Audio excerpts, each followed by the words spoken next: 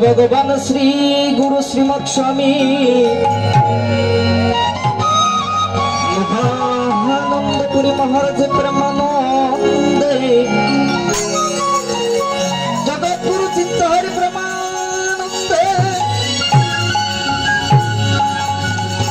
शिव कल्पतरु अद्वैतानंदपुरी महाराज प्रेमानंदे हरि बोल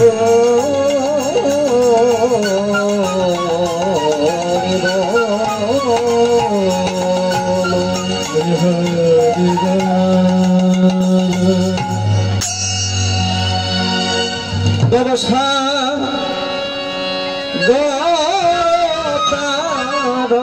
कारण हे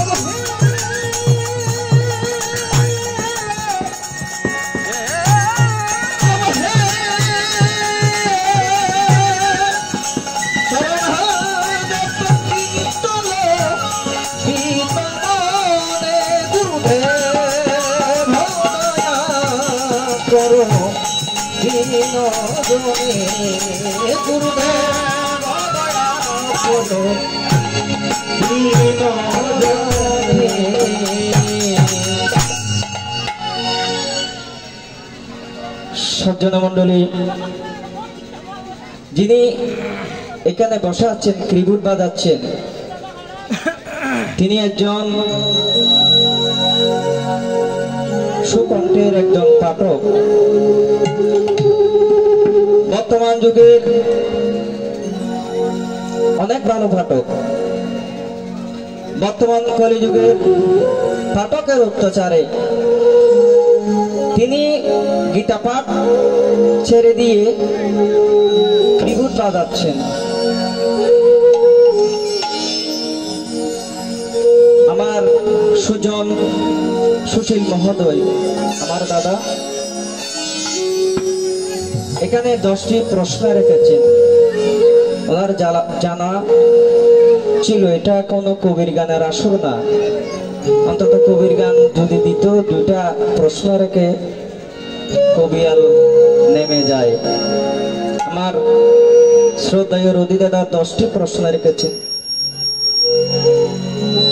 দেখেন আমাদের সনাতন ধর্মের ধর্ম কি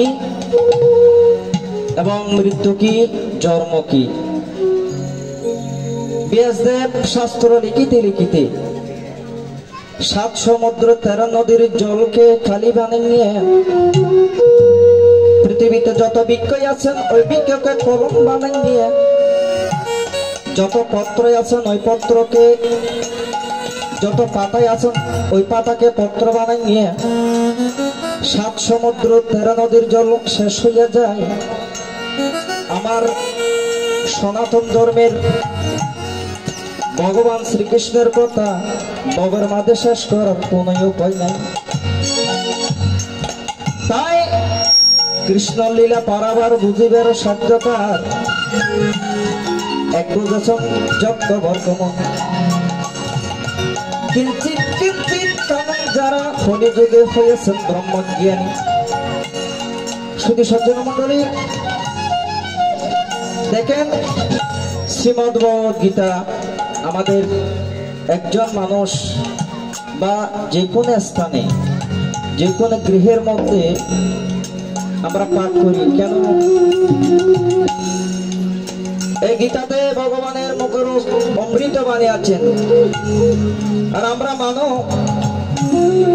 এখানে অনেক ভক্তবৃন্দ এসেছে, কিন্তু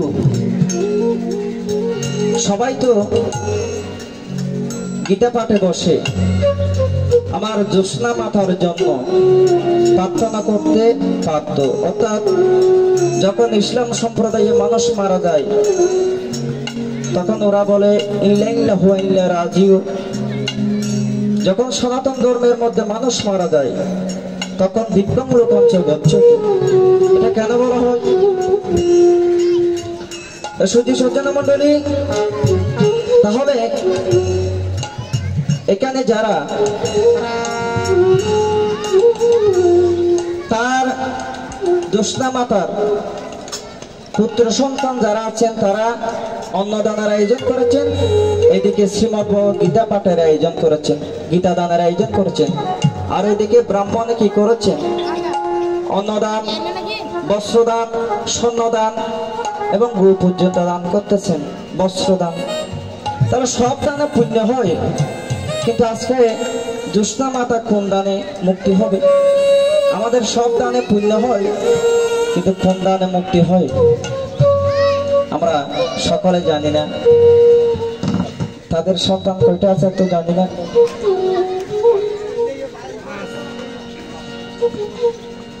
পাঁচটি সন্তানে পাঁচটি জিনিস দান করবেন। এটা হয়েছেন পিণ্ডদান। পিতামাতার জন্য পিণ্ডদান করলে পিতামাতা উদ্ধার হয়। আজকে সব কিছু দান করতেছেন, কিন্তু সব দানে পুণ্য হবে, পিণ্ডদানে মুক্তি হবে।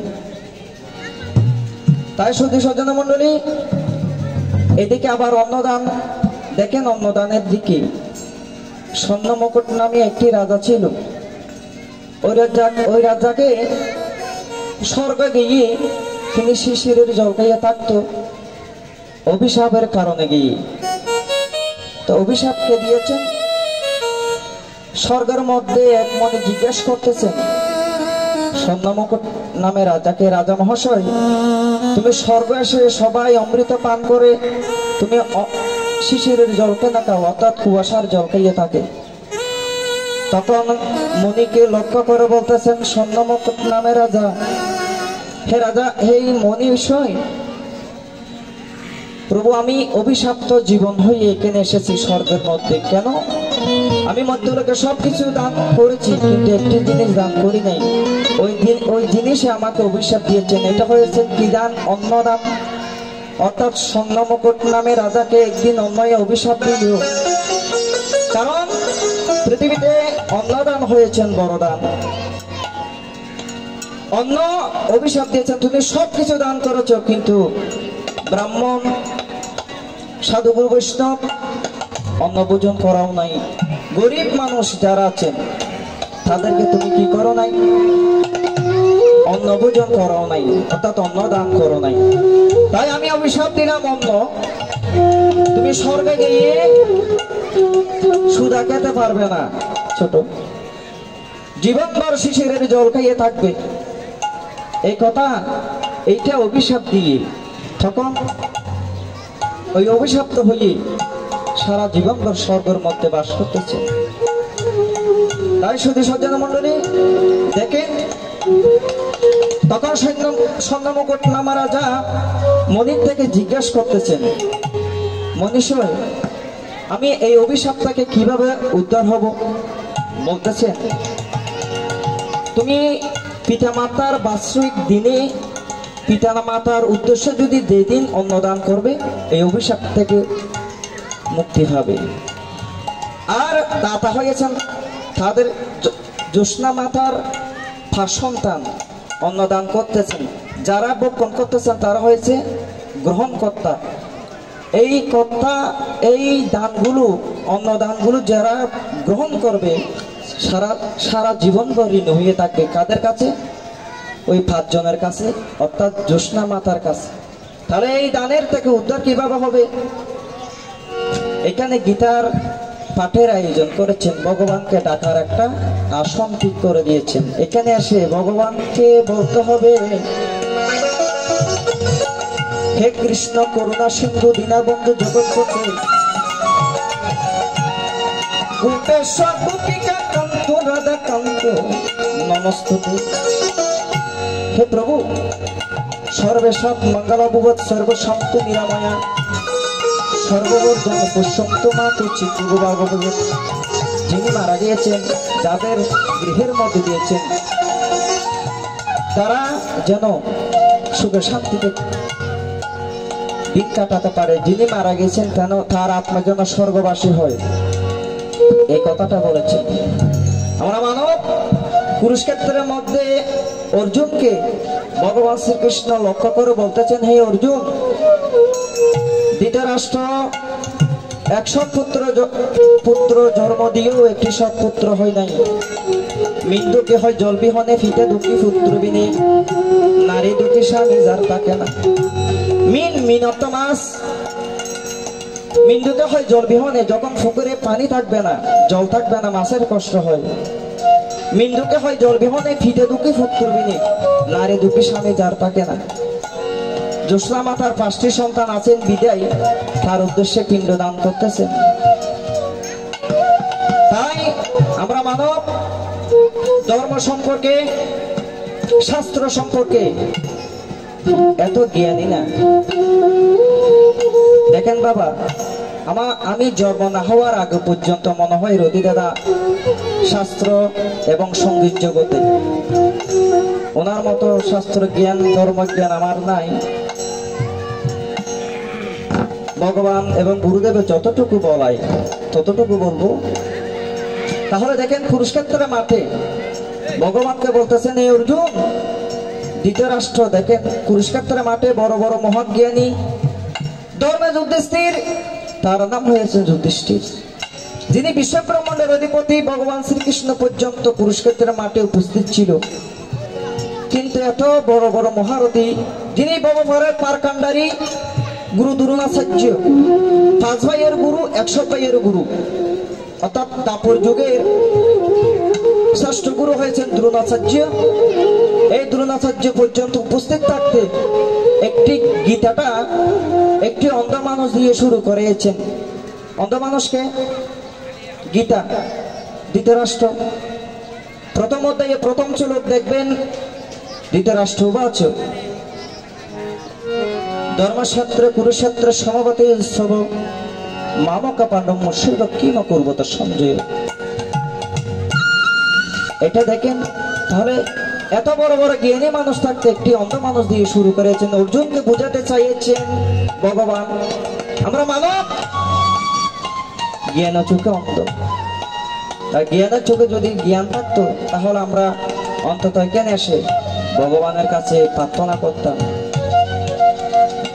বাবারে দেখেন, মা আর পিতা আর মাতা যদি কৃষ্ণ ভক্ত এবং গুরু ভক্ত হয়, তাদের গর্ভের মধ্যেও কৃষ্ণ ভক্ত গুরু ভক্ত সন্তান জন্মগ্রহণ করে। তাই আমরা লক্ষ্য হয়েছে, যখন ত্রেতা যুগে রাম আর রাবণের মধ্যে যখন যুদ্ধ বেঁধেছেন, রাবণ রাজা মৃত্যু হয়ে গিয়েছেন, মৃত্যুর সময় বলতেছেন, হে রাম। রাম বলতেছেন রাবণকে, হে দশানন, আমি ছোটকাল পর্যন্ত গুরুগৃহের ছিলাম, বড় হয়ে 14 বছরের জন্য বনে এসে গেছি, কিন্তু এখান থেকে যাওয়ার পরে আমার থেকে রাজ্যটা চালাতে হবে। তুমি তো অনেক দিন ধরে রাজা ছিলে, আমি কিভাবে রাজ্যটা চালাবো এই উপদেশটা আমাকে দাও। তখন দশনন কি বলতেছেন, হে রামচন্দ্র, আমি তিনটি কথা বলবো। ধর্মকে ধারণ করবে, ফরজ জিনিস হরণ করবে না, ফরজ সীমানা টালবেন না, ফরর ক্ষতি করবেন না, এবং ফরম নারী হরণ করবেন না। কারণ আমি তোমার স্ত্রী হরণ করে আমার মৃত্যু হয় তোমার হাতে, তাই সব কামটা সৎ করবে। কে বলেছেন? দশম রাজা বলতেছে রামকে। তাই শুধু সজ্জন মন্ডলী দেখেন, আমরা জন্ম হই কত সুন্দর শিশু হইয়ে, নিষ্পাপ শিশু হইয়ে, মৃত্যু হয় আমাদের সুন্দর যৌবনটা নষ্ট হইয়ে। কমলা লেবুর মতো চেহারা, সাগর কলার মতো শরীর একদিন বেগুন তরার মতো হয়ে যাবে, যেদিন তোমার মবের কালা সাঙ্গ হবে। তাই শুধু সজ্জন মন্ডলী,